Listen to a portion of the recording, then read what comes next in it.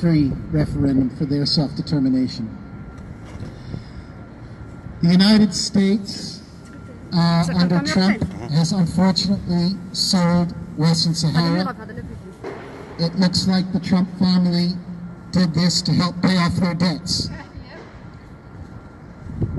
The Trump administration, unfortunately, doesn't care about international law. They just care about their pocketbook.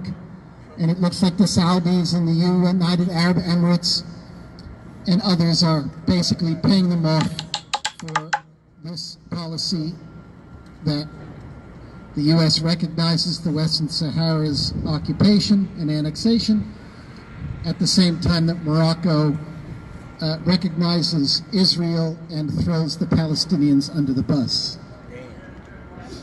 So we're Nonviolence International. We don't want occupation, we don't want war, we want peace and justice.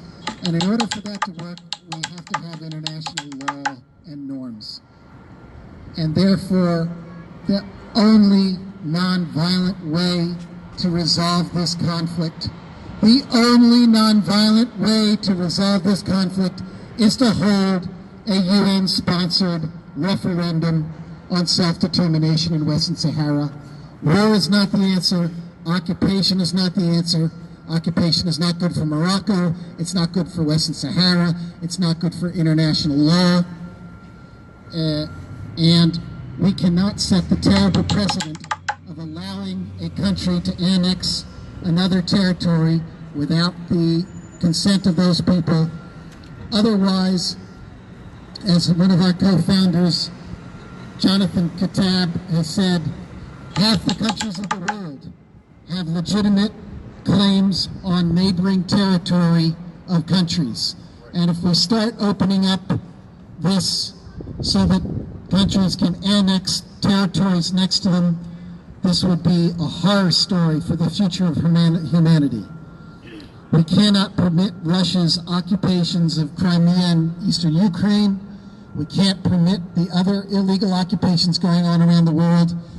And this one, the Moroccan occupation, has been supported by the United States with its weaponry and its money for a long, long time. And we, here in the United States, as American citizens, if we want a world that's not full of warfare and endless war, we need to call on the Biden administration to reverse this decision. Biden, you must reverse this decision to recognize the annexation of Western Sahara. It's terrible for the Sahrawis, and it's terrible for the future of our planet. We must stand up for human rights. We must stand up for international law.